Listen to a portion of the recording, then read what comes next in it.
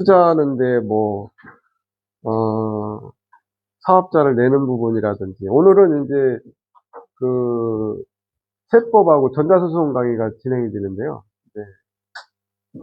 수입이 생긴 곳에 세금을 내야 되는 게 우리가 실질과세 원칙에 의해서, 어떤 분이 이제 카톡방에 누가 질문했는데, 내가 다른 사람한테 1억 원을 빌려서 연 12%를 주기로 했다. 그런데 아직 한 번도 준 적이 없다. 또는 한 번도 받은 적이 없다. 세금을 납입을 해야 되냐. 그런 질문이 있었는데, 실제 소득이 없었기 때문에 그런 부분은 세금 신고를 할 필요가 없죠. 그에 비하면은 여러분들이 투자를 했을 때, 10건 투자를 하고 이제 7건은 개인 대부 사업자를 투자를 하면은 개인 이름으로 이자가 들어오니까 투자를 했고, 나머지 3건은 다른 계좌로 받았을 때 국세청에서는 그거를 알 수가 없겠죠. 내가 신고를 하지 않는다. 그 대신 이제 누가 악의적인 마음으로 타겟을 두고 계좌하고 금액을 신고를 한다면은 국세청에서 집중적으로 그 사람을 조사를 하게 되면은 미납된 세금하고 그 다음에 그 사람이 낼 가산세까지 다 한꺼번에 물어야 되는 경우가 발생을 하겠죠. 지금까지 누가 신고하고 이러는 경우는 없었는데, 이제 특히 어떤 경우가 있냐면은 이제 동업자끼리 사업을 하다가 결국 이제 형사 고소 고발이 이루어지고, 네, 그것까지 안 됐을 때 악의적으로 이제 마지막으로 세금 국세청에 고소 고발이 이루어지는 경우가 많아요. 그러니까 사업을 하는 분들은 가장 겁내는 부분이 이제 세금 문제죠, 세금 문제. 형사 고소 고발은 내가 대응을 하거나 합의를 하면은 그냥 그걸로 끝나는 건데, 국세청에서는 그 사람에 대해서 타겟을 두고, 네, 블랙리스트를 올려놓는 거죠. 그리고 이제 시간이 있고 여유가 있을 때 그 사람을 이제 집중적으로 조사를 하게 되는 거죠. 그리고 이제 오늘 이제 전 시간에 이제 여러분들이 이제 궁금해했던 근저당 설정을 했을 때와 질권 설정을 했을 때 이런 부분이 오늘 보충적으로 설명이 돼 있어요. 그리고 자산 관리를 해서 어떻게 1억을 빨리 모으는 방법 이런 부분이 있는데, 실제적으로 실행을 하시는 분도 있고, 그렇게 해서 돈 모을 필요 있나? 지금처럼 살다가 그냥 가지 이렇게 생각하는 사람도 있고, 그런 부분이니까. 자, 시간이 됐으니까 강의 시작하도록 하겠습니다. 자, 오늘은요, 아파트 담보대출, GPL 정상채권 투자를 했을 때, 수입이 발생을 합니다. 또는 손실이 발생할 수도 있어요. 이럴 때 세무 처리를 어떻게 하는지. 자, 결론을 내놓고 말씀을 드리면, 여러분들이 개인 대부 사업자를 내고 투자를 했을 때 7억 정도일 때 경비 처리를 했을 때, 오늘 경비 처리를 했을 때 세금을 한 푼도 납입하지 않아도 돼요. 7억 정도. 개인 같은 경우는 6에서 48%의 종합소득세 세율 구간에 따라 세금을 납입을 하셔야 되고, 법인 같은 경우는 2억까지 10%, 주민세 1%에서 11%, 과거에는 법인세가 9%였는데 현 정부에서 10%로 다시 환원을 시키려고 하고 있어요. 그러니까 과세 표준이 이제 2억까지는 10%에 11%, 2억 초과에는 22%인데 대부분 22%까지 가는 경우가 많아요. 22%. 근데 그분이 이제 오늘 같은 이런 강의를 들었다면 세금을 납입하지 않아도 되는데 3억 원이 잉여가 났을 때 22% 세금을 내야 되니까 6,600만 원 세금을 내야 돼요. 그런데 오늘 제가 말씀드리는 여러분들에게 경비 처리를 했다면은 그런 세금을 납입하지 않아도 됐을 거라는 말씀을 드려봅니다. 자, 오늘은 이제 대부 사업자가 알아야 될 회계와 세무의 이해, 그 다음에 재무제표, 대차대조표와 손익계산서 계정 처리의 이해, 그 다음에 사업소득세, 그 다음에 이제 법인 자기자본 5천만 원이 3억 원으로 변경이 됐고, 개인 자기자본 1천만 원이 1억 원으로 변경이 됐어요. 기존 사업자는 2년간 유예를 해주고 있습니다. 2년. 자, 여기서 이제 궁금하신 분들이 많아요. 기존 5천만 원, 법인 같은 경우는 정관 재무제표에 자기자본 5천만 원이 기재가 되거든요. 이때 이제 2억 5천을 자기자본을 증액을 시켜야 되잖아요. 2억 5천.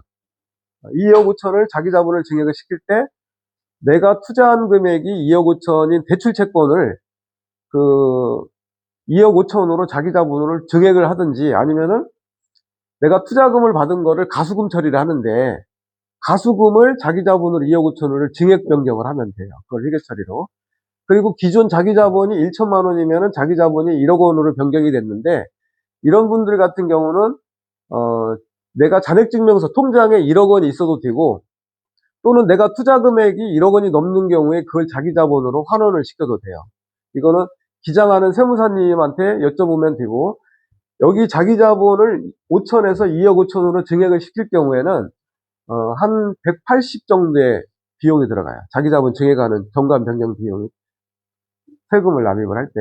이런 부분을 참고를 하시고, 자, 법인세를 여러분들이 만약에 10억을 투자를 했어요. 그러면은 계산하기 좋게 20%라고 할 때 10억 원에 20%면 얼마죠? 자, 여러분들이 1억 투자할 때 예를 들어 10억을 투자해서 한 달에 1,500이 나오고 1년에 1억 8천이 법인세 당기 순이익이 생겼어요. 자, 1억 8천에 대해서 세금 정산하는 방법을 오늘 말씀을 드릴 겁니다. 그럼 세금을 한 푼도 납입하지 않아도 돼요. 법인세 같은 경우. 이 부분을 잘 설명을 해보시고, 그 다음에 4대 보험 처리하는 게 뭐냐면, 저는 법인 대표임에도 불구하고 세금이 없어요. 그거는 국민연금관리공단에 법인 대표가 무보수로 신고를 한 거예요. 무보수. 어차피 저는 법인카드를 쓰니까 제가. 법인카드로 사용하면 됐지, 내가 무보수로 신고를 했을 때 저는 딸 2명을 여기에 인건비 처리를 했단 말이에요. 그리고 딸이 4대 보험을 납입을 하니까 나는 딸 밑으로 피부양자로 들어갔어요. 그러니까 4대 보험을 납입을 하지 않죠. 그러니까 제가 직장을 다니면서 직장보험이 이제 지역보험으로 바뀌다 보니까 29만 9천 원 정도의 국민연금이 나오더라고요, 저한테. 근데 제가 무보수로 신고를 하니까 국민연금이 나오질 않아요. 그거를 지금도 국민연금을 납입을 하고 있다. 여러분들이 만 64세 생일날 국민연금관리공단에서 전화가 와요.